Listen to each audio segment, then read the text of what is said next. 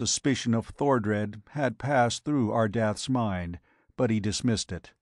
Though he had several poisons which might have caused such symptoms, Thordred could not possibly know of their existence, nor how to use them. Not a word or a thought had Thordred revealed that his brain held all the knowledge that had been Ardath's alone. The two of them had set out to examine this new civilization, leaving the spaceship safely hidden in the forest. They had captured 2 natives, learned their language by means of the thought transference machine, and taken their clothing. With all memory of the encounter wiped from their minds by means of Ardath's strange science, the natives were released. "They are a puny folk today," Thordred said, his savage face twisting into a grin as he shifted the toga about his broad shoulders. "These garments scarcely cover me." "Our own garments might have caused comment," Ardath explained. "Let us hope that your size won't mark you for an alien." Thordred spat in vicious contempt. "I don't fear these weaklings. Why can I not carry a weapon, Lord?" "I am armed," Ardath said quietly. The huge Earthling did not answer. He had not wished to accompany Ardath on this expedition. If Thordred could have remained in the ship, he would have had free access to the laboratory. After that, there would be no need to fear Ardath or anyone else. But he had not dared to object when his captor ordered him to follow. The forest thinned, and the 2 men came out into blinding sunlight. Starting at their feet, the ground sloped down to a broad, shallow basin, a valley where a city lay. To the north was the serrated horizon of mountain peaks. Apparently they were volcanoes, for smoke plumed up lazily from one and spread in a dark blot against the blue sky. "This is their chief city," Ardath stated. "Remember, if anyone asks, we are farmers from the outer provinces." Thordred nodded, grinning more broadly than before. A farmer! His mighty hands were accustomed to sword hilts, not the handles of plows. But he had good reason not to argue. The metropolis was unwalled. Several unpaved but well-trodden roads led into it, along which wains and wagons were creaking in and out. Most of the houses were of wood, some of stone, and a few of marble. Those built of marble were mostly temples. Crowds filled the streets. There seemed to be 2 types of beings here.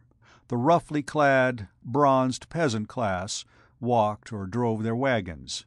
The aristocracy were carried in palanquins. There were soldiers, too, armed horsemen who nevertheless seemed slight compared with Thordred's giant frame. "Here," Ardath said, nodding toward a low doorway. "Taverns are good places to hear gossip." They entered the inn, found themselves in a large room, broad and long, but low-raftered. The stench of wine and beer was choking. Lamps illuminated the darker corners. Crude tables were set here and there, at which men lounged, drinking, cursing, and laughing. 2 bearded seamen were throwing dice on the floor. "We are thirsty," Ardath said to the waiter who appeared. He did not drink from the wine-cup that was set before him. Thordred, however, drained his at a gulp and shouted for more. "You are strangers here?" the innkeeper asked. He took the coins Ardath gave him, curious bronze discs engraved with a cross within a circle. They had come from the pockets of the 2 natives Ardath had captured. "Yes, it is our first visit." "You come to trade?" "No," Ardath replied. "We are here to catch a glimpse of the woman whose fame has traveled even to the outer provinces. Men say that her beauty is blinding." "So?" the landlord asked, his eyebrows lifting. "What is her name?" "That I do not know," Ardath said, "but I can draw her features." He took from his garments a stylus of his own devising and hastily sketched a face on the boards of the table. The likeness was so nearly photographic that the innkeeper instantly recognized it. "By the mountain, you are an artist! That's Jansaya, the priestess. She's beautiful enough, or so men say, only you can't see her. The priestesses of Dagon never leave their temple, and men can worship only during the sea festival. Once a year, men gaze on Jansaya as she serves the god. You have 10 months to wait." "I see," Ardath said, his face falling unhappily. "And where is this temple?" Having learned the directions, they left the inn. "Why do you wish to see this wench?" Thordred grunted. "She is the wisest in this time," Ardath said. "I learned that before we landed here." Hovering high over the land in his spaceship, he had located Jansaya with his ray device and noted her high intelligence. The unexpected death of Zena the Amazon still rankled in him. He had determined to secure a substitute, and Jansaya was the logical one. She would accompany Ardath and Thordred into time, for he had decided not to remain in this civilization. It did not fulfill his requirements. The two men reached the outskirts of the temple. As yet, Ardath had not decided on any definite plan, knowing that first he must find the priestess. "Wait here," he said. "Do not move away till I return." The giant drew back in the shelter of a tree, watching Ardath cross the thoroughfare toward a gate, where a soldier lounged on his spear. The guard straightened, ready to challenge the Kyrian's entry into the city. Suddenly his eyes went blank and blind as they met Ardath's. Ordinary hypnotism worked well on these superstitious folk. Ardath went through the gate. The bulk of a temple rose before him.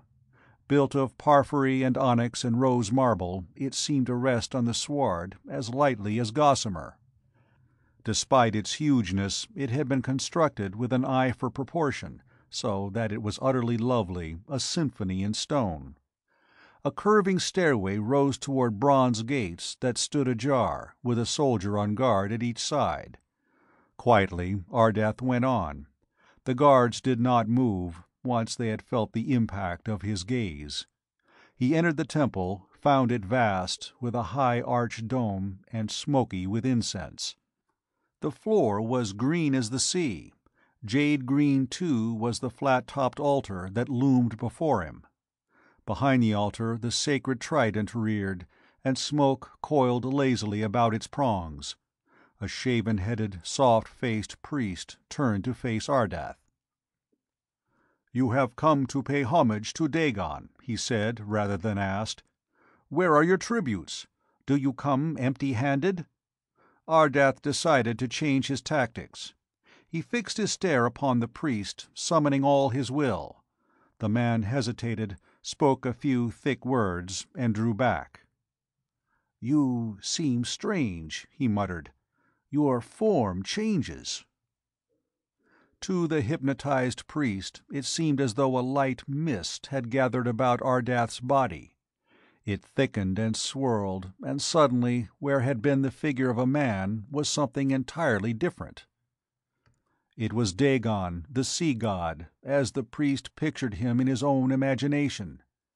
The man went chalk white.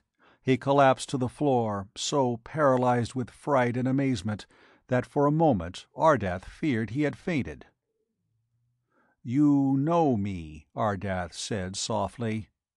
"Great Master, forgive your servant." The priest babbled frantic, incoherent prayers that sounded like gibberish. "Bring the priestess Jansaya to me," Ardath commanded. "At once! At once!" The man backed behind a tapestry and was gone. Ardath lifted ironic eyebrows, for this was altogether too easy.